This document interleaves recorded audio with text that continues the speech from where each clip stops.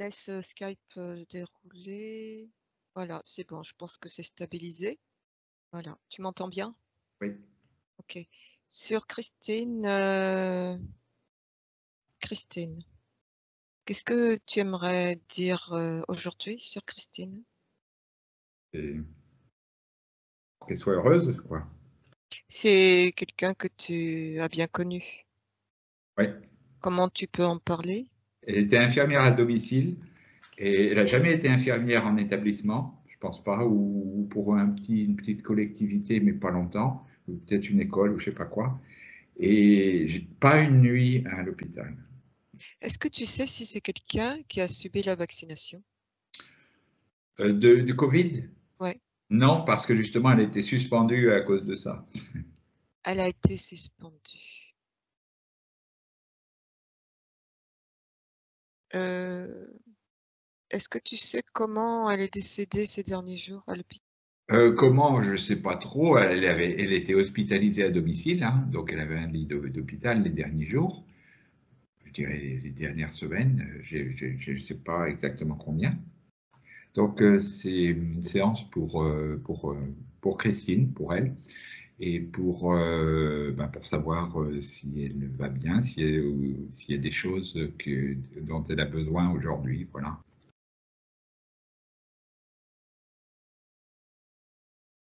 Je me connecte à Christine, je le vois. Je J'aperçois une création. Il y a un petit arbre qui fait quoi? 1 mètre, qui est fourni, qui est vert et ça m'a dit un oranger et en bas, il est dans un pot orange. Et je vois Christine,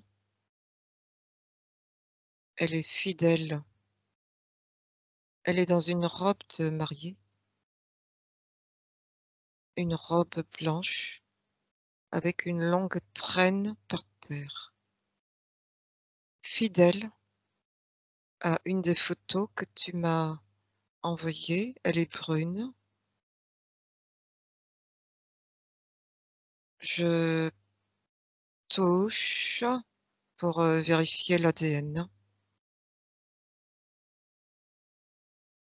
Oui, c'est bien Christine. Et je vais procéder à une autre vérification. Je vais passer par, Pascal.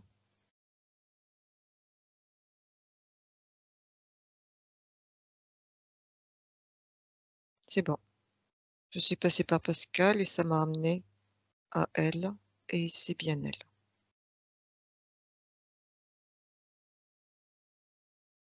Je regarde, depuis l'extérieur son espace. Il y a toujours cet oranger qui est là. Elle est Je prends la fréquence la plus importante.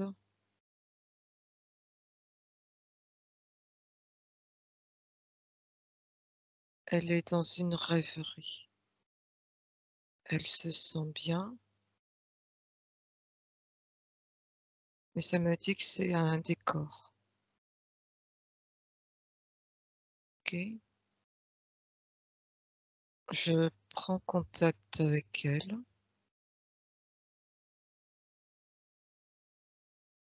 Je lui montre qui m'envoie vers elle.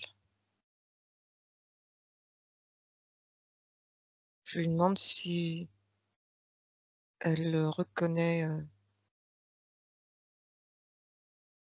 Pascal. Elle me dit: «Oui, il vibre, il vibre quelque part, mes fréquences, mon ADN». Très bien. Je l'invite maintenant à capter en moi mes intentions. Elle me dit: «C'est fait». Qu'est-ce qu'elle peut lire par rapport à mes intentions?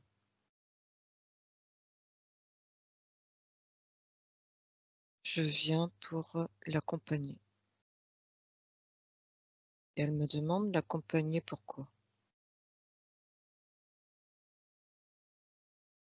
Eh bien, je vais lui répondre.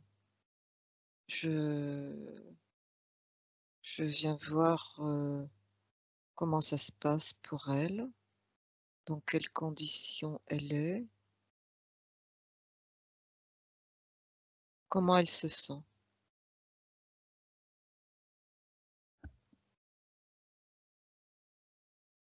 Elle me dit qu'elle est bien, qu'elle est dans une plénitude. OK? À quoi correspond cette, plénitude-là?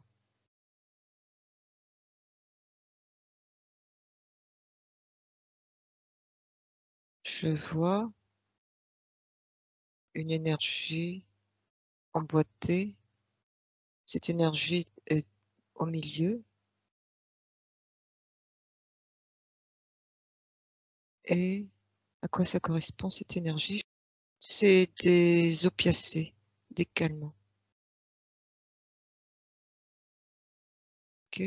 Quel est le rapport avec, Christine dans son état actuel? C'est le souvenir de ces derniers jours où elle a été imbibée d'opiacés, de d'analgésiques et divers compagnies pour, ne plus sentir, la douleur et menait ça la faisait planer, ça la faisait partir. C'est ça la rêverie de tout à l'heure. Cette rêverie, elle se permettait de se lâcher et à quoi correspond, ce cette robe de mariée qu'elle présente? Cette robe de mariée correspond à l'union avec elle,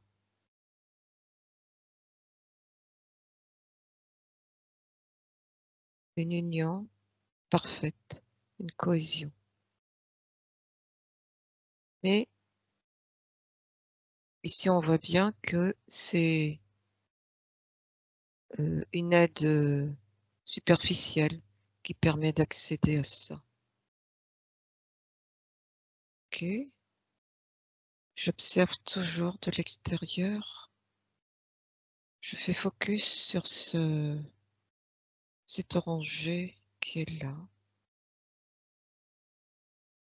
Je le touche, il se transforme. Il y a le reptilien.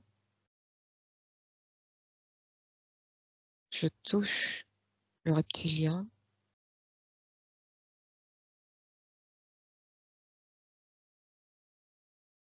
Il a une queue. Il n'est pas autonome. Il est contrôlé lui-même. Ça me parle de tentacules. De quoi? Une pieuvre qui se cache. Il il exécute des ordres de la pieuvre. OK.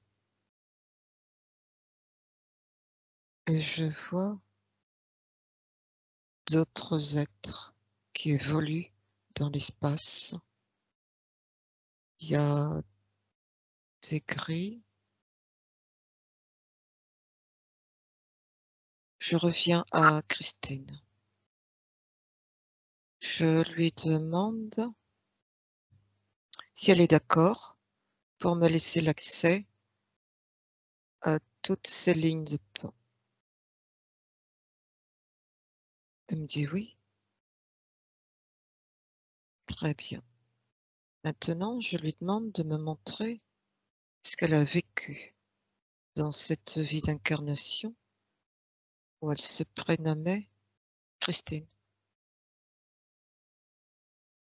Maintenant, elle me laisse accès à cette vie-là.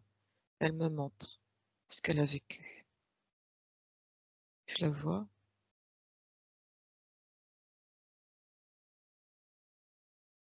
Elle était craintive. Je la vois, elle a trentaine d'années. Craintive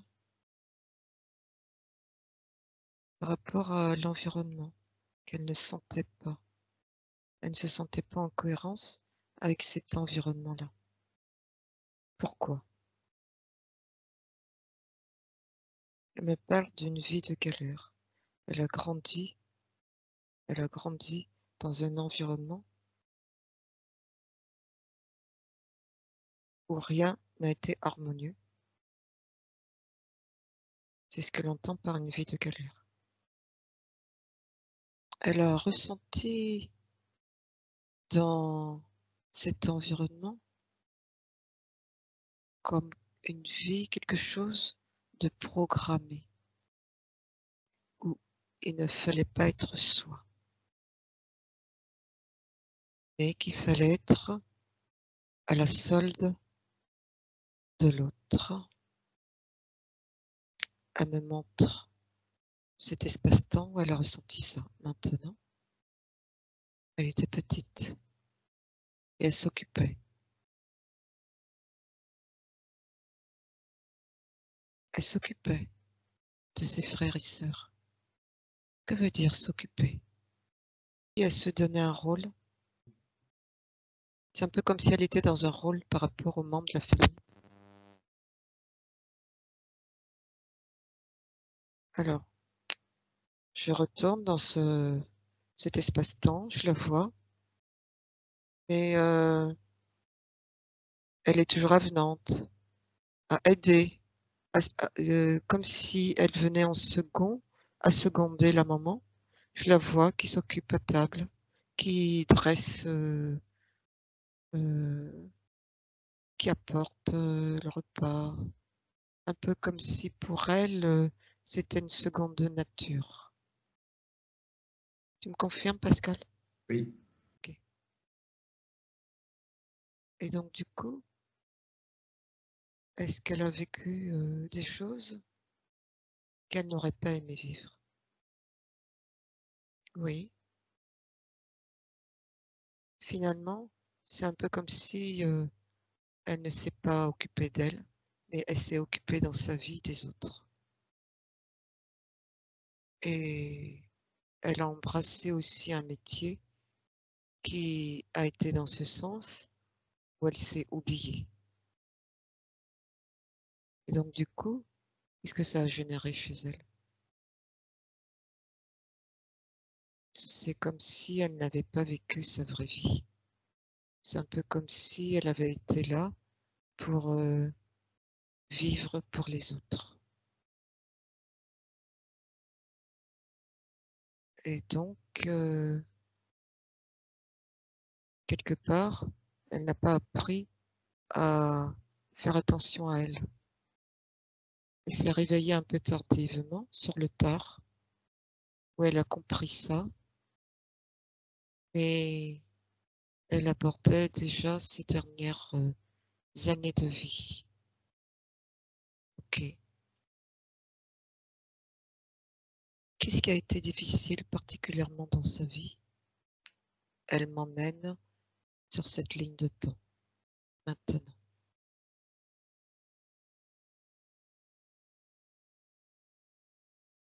L'incendie. Elle me montre une maison brûlée.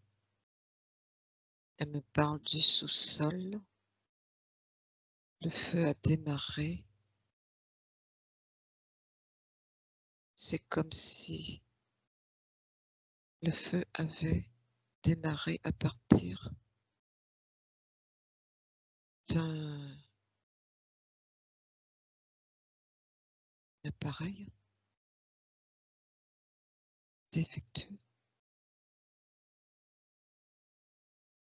Je vois la présence de quelqu'un. Je touche.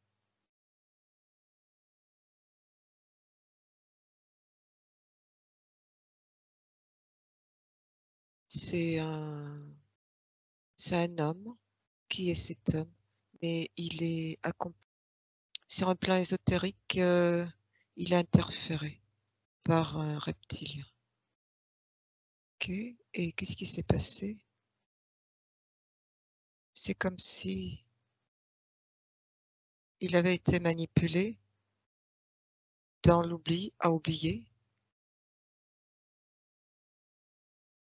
Et c'est lui qui a tripoté, manipulé cet appareil en dernier avant que cet incendie ne se déclare. Comment ça te parle? Oui, c'est une friteuse sur le C'est gaz. ça. C'est ce que je viens d'avoir. C'est une friteuse. Ok. Et qu'est-ce qui s'est passé? C'est comme si l'appareil était défectueux. C'est comme s'il y avait quelque chose qui avait été déconnecté sur un plan énergétique, justement pour créer ce, ce qui s'est passé après. Quelle est l'intention de cette interférence? Faire peur à Christine, lui faire perdre, lui faire ressentir la fatalité, lui faire perdre son courage, sa volonté, et la faire se sentir seule, isolée, dans la mesure où elle aurait perdu confiance en cet ami-là. C'est ce qui s'est passé, Pascal? Oui, oui. Bah, oui, ça l'a marqué, quoi. Du coup, comment a vécu ça, Christine? Comment Christine a vécu elle s'est sentie totalement démunie, impuissante face à... Elle a pris ça comme quelque chose de plus qui lui tombait dessus, sur lequel elle n'avait aucune influence, aucune puissance. Elle a perdu confiance en elle. Elle s'est abandonnée. Elle s'est abandonnée à ce sort. Elle est partie dans une forme de dépression. Elle s'est séparée pendant un temps de ce conjoint en qui c'était un ami pour elle, un bon ami, en qui elle n'avait plus confiance. Et elle a eu du mal à remonter la pente. Et là, je suis en train de scanner son corps physique. Je touche ce que je suis en train de voir. Ça me parle du pancréas. Je vois au niveau du pancréas une formation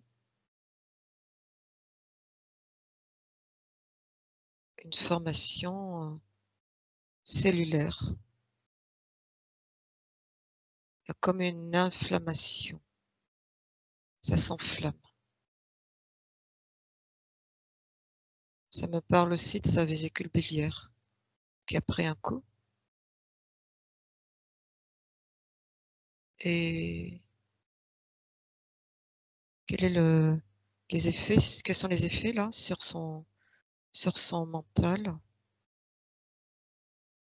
Son corps mental est abasourdi et l'émotionnel est à fleur de peau. y a une espèce de communication entre le corps mental et le corps émotionnel qui n'est pas très, très harmonieuse.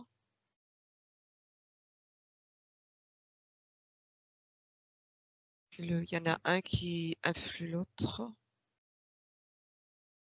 Le corps mental joue sur une notion de fatalité.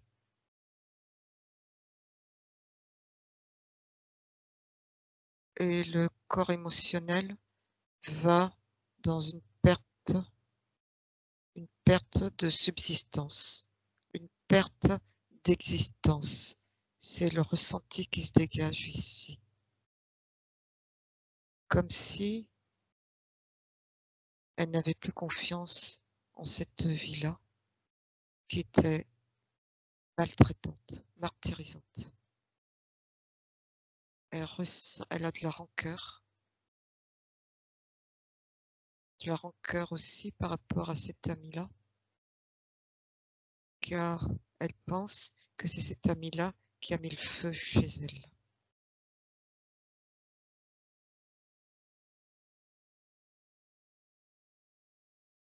Elle se sent handicapée. Elle m'emmène dans sur une autre ligne de temps où elle se sent handicapée. Elle a une problématique au poumon.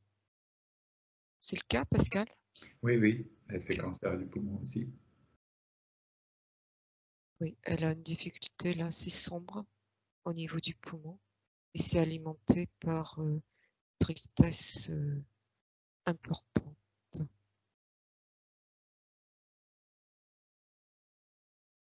Et pourquoi cette tristesse-là?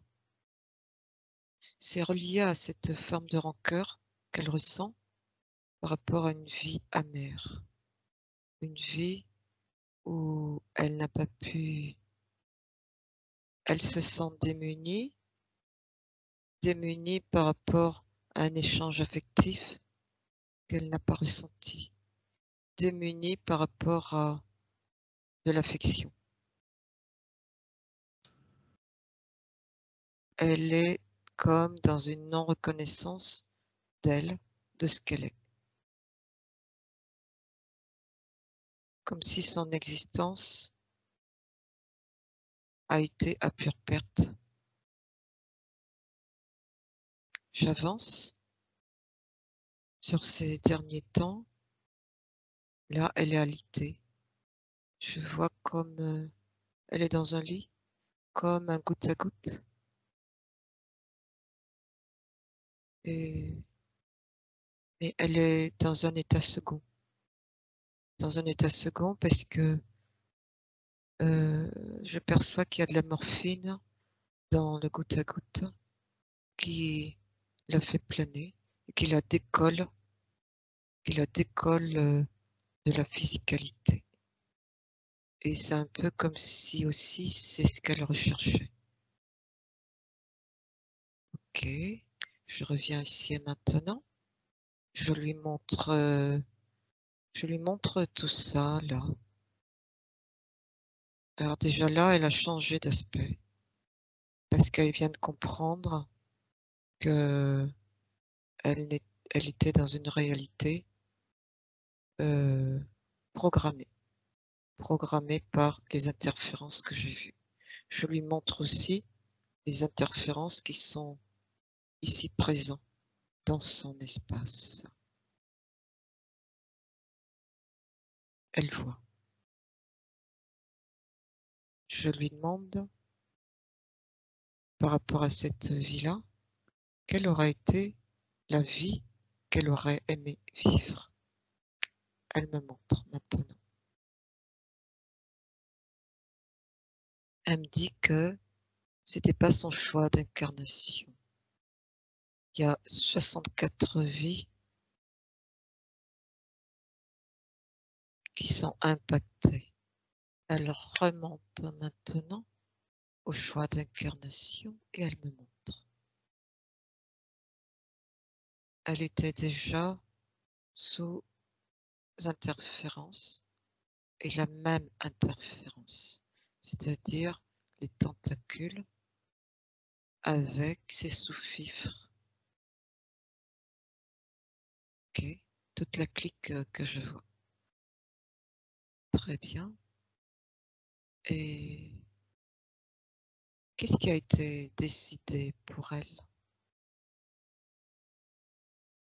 Une vie de souffrance, une vie où elle s'oublierait et elle ne se sentirait pas reconnue.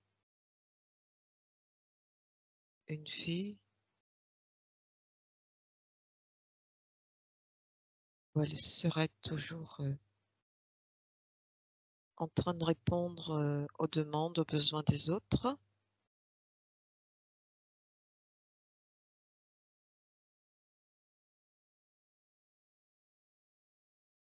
avec des croyances de loyauté. Autrement dit, une valeur, la loyauté, qui l'animait dans cette vie d'incarnation, mais qui a été détournée au service des interférences. Très bien. En quoi ça nourrissait les interférences qui sont là? Elle se sentait vide, vide sur un plan affectif, vide d'existence. Elle ne se nourrissait pas, affectivement. Et ça déclenchait de la frustration chez elle et de la colère. De la colère parce qu'elle ne se sentait pas comprise. Et ça, tout ça, colère, frustration, nourrissait les interférences. Je l'invite maintenant à observer son corps pour voir s'il y a des choses qui ne lui correspondent pas. Oui, dans sa poitrine, au niveau du poumon,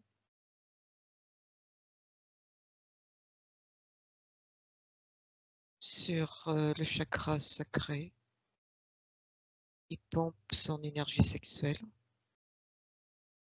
Sa vie dans ce partage avec ce compagnon était monotone.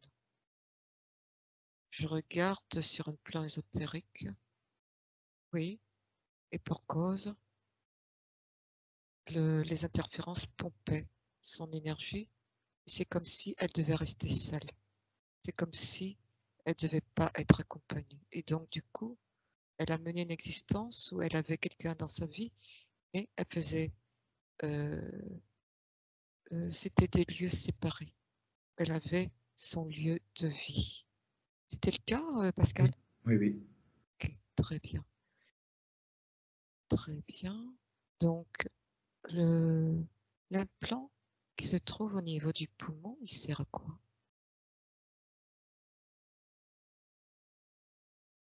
À activer la tristesse en elle et le fait de se sentir dans une loyauté familiale, notamment par rapport à ses parents. Elle avait un certain regard des parents qui travaillaient beaucoup et qui n'avaient pas d'existence. C'était ça, Pascal? Oui, oui. Donc, ce regard avait une influence sur elle. Elle ressentait de la pitié pour ses parents et elle se sentait obligée d'être dans ce rôle de loyauté familiale. Et c'est cet implant-là, au niveau de son poumon, qui activait tout ça, en même temps que cette tristesse profonde. Il y a aussi, elle était perturbée également au niveau de la tête. Elle avait des sommeils perturbés. Il y a un implant qui est ici. C'était aussi pour, dans un but de la fatiguer. Parce que si elle n'avait pas son quota de sommeil, ça déclencherait en elle la fatigue. Et ça l'a amenée vers une forme de dépression. Très bien. On revient ici et maintenant. Eh bien, je lui demande de se rappeler qu'elle a en elle toute sa volonté. Elle a ce pouvoir en elle qui lui permet de pouvoir créer. Elle est un être créateur. Et voilà, elle est en train de... Elle vient de mettre le doigt sur sa volonté intérieure. Elle le fait grandir, grandir, grandir, grandir.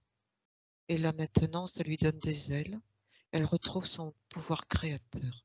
Et à partir de là, qu'est-ce qu'elle décide? Est-ce qu'elle veut garder tout ce qui ne lui appartient pas?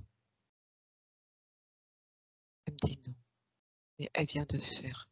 Elle vient de faire tomber tous les implants qui sont en elle. Un mot? Qu'est-ce qu'elle peut dire par rapport à ça, ce qu'elle vient de faire? Je me sens plus libre.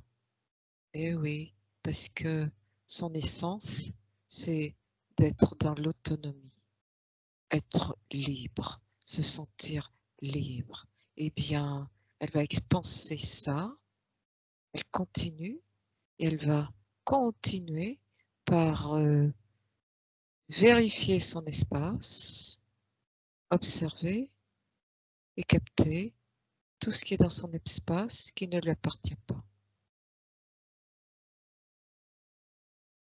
Et là, elle va continuer par agir. Est-ce qu'elle veut garder ces interférences-là dans son espace? Elle me dit non. Alors, elle me montre, elle regarde ce qui la relie à ces interférences. Le lien direct, il est avec ce reptilien. C'est un crocodile. Eh bien,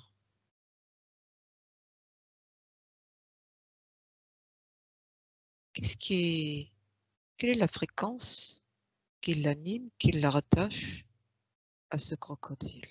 La peur. La peur de quoi? La peur de perdre son autonomie, sa liberté. Très bien. Ça se trouve où? Elle me montre là, au niveau de la poitrine. C'est comme un trou, c'est sombre. Elle l'attrape, elle le roule, et là, elle va extraire ça d'elle, et elle le jette. Elle va se remplir maintenant de ce dont elle a besoin là, maintenant. De joie et de liberté. De ressentir cette sensation de liberté très très forte et de motivation. Eh bien, elle agit, elle se remplit de tout ça. Maintenant, à 3, c'est fait. 1, 2, 3. Comment elle se sent maintenant? Bien. Elle va vérifier s'il y a encore une fréquence qui la gêne. Oui, la tristesse. Elle va faire comme tout à l'heure. Elle va neutraliser cette tristesse-là. Il lui suffit simplement de changer la fréquence de cette tristesse. Elle le fait. 1, 2, 3. Disparu. Très bien. Est-ce qu'elle a besoin de quelque chose là, maintenant? Non. Elle me dit, je sens mon pouvoir. Et je vais neutraliser toute cette, tout ce groupe d'interférences l'un après l'autre. Eh bien, elle agit à 3, elle a neutralisé et éjecté de tout son espace ces interférences. Et en faisant ça, elle va libérer aussi en même temps toutes ces autres vies qui étaient impactées par ces interférences. 1, 2, 3. Éjecter. Très bien. Comment elle se sent maintenant? Libre. Si elle avait eu à refaire cette vie d'incarnation sous le prénom de Christine, ça aurait été quoi? Libre. La liberté. Eh bien, cette valeur-là, c'est la sienne. Elle la garde. Elle la fait grandir. Et là maintenant, elle va observer. Elle a grandi son champ de fréquence. Elle observe si elle est encore attachée à quelque chose qui pourrait contrôler son espace. Maintenant. Non, elle se sent libre. Alors, à présent, elle va vérifier à quoi elle reste accrochée dans la matière et elle va se détacher totalement, complètement de tout ce à quoi elle est accrochée maintenant.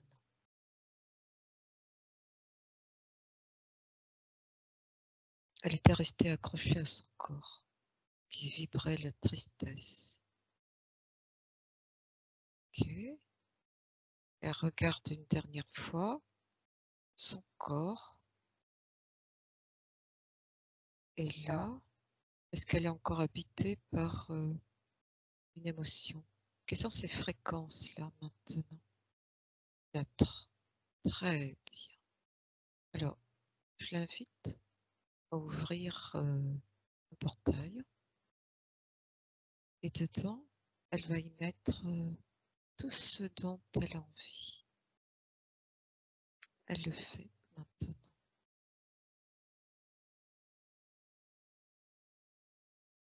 Et elle va pouvoir monter les fréquences dans ce portail à la hauteur de ce dont elle a besoin. Elle me dit, je crois en moi et je me sens libre. Et j'expanse ce ressenti dans le portail. Elle touche maintenant ce portail pour bien vérifier que tout est bien en harmonie avec elle. Oui. Maintenant, eh bien, maintenant, dès qu'elle est prête, elle va pouvoir fermer ce portail et partir. Ça y est, c'est fermé. Je reviens ici et maintenant et je prends une minute pour me déconnecter. Démarrage, c'est bon. Oui, donc si tu veux bien me donner ton retour par rapport à cette session sur Christine. Les éléments qui sont sortis correspondent bien à sa vie, aux problématiques qu'elle a dû affronter. Et c'est sa liberté qui est sortie comme sa valeur, c'était quelque chose auquel il ne fallait pas toucher, quoi. Même si elle ne l'avait pas vraiment, mais c'est quelque chose qui est défendé, quoi. C'est aussi pour ça qu'elle est restée un peu seule. Et puis l'homme dont tu as parlé, c'était les trois dernières années. Avant, elle était toujours seule, quoi. Elle avait, oui, et puis sinon l'aide aux parents, oui, c'était toujours là. D'ailleurs, elle est restée, elle habitait à 1 kilomètre, quoi, hein. Et je vais pas dire qu'elle n'était pas un jour sans y passer, mais elle y passait très très fréquemment, quoi. Elle a été dévouée aux parents. Oui, oui, oui. Et puis je la voyais, moi j'y étais plus depuis mes 20 ans, mais je la voyais quand même de temps en temps agir. Elle venait et de temps en temps, elle essayait de poser des questions sur leur vie et tout ça, d'essayer de les faire cheminer. Euh, Autrement, ouais, ouais, oui, et dire pourquoi et tout ça. par rapport Oui, à leur des vie prises de conscience, de prendre soin d'eux. et ce qu'elle n'a pas fait pour elle. Ouais, voilà. Et elle a découvert sur le tard qu'elle était malade. Elle La a pas rancœur digéré. qui est sortie, c'est l'estomac. C'est quelque chose qu'elle n'a pas digéré, quoi. C'est ça, c'est la rancœur. Ouais. L'estomac, c'est la rancœur. Ah oui.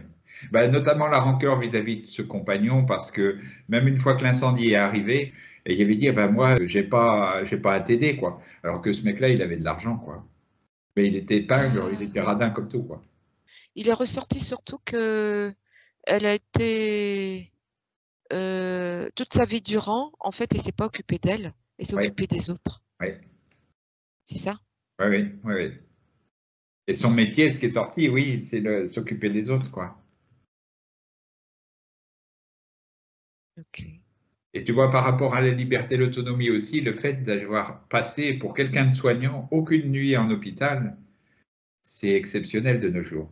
Je voulais absolument pas. Pas question qu'il reste. Quand ils ont commencé à lui faire une chimio, parce qu'elle a démarré une chimio, et non, non, et elle le faisait à la maison, et elle a arrêté la chimio parce que ça se passait mal, donc elle a essayé des traitements alternatifs, le calcium, le machin, le truc, et puis. C'est ça, La perte de sa maison, c'était aussi son autonomie qui disparaissait, c'est et ça, puis c'était le fruit de sa vie, quoi. c'est Elle ça. avait ce nid-là pour elle, quoi.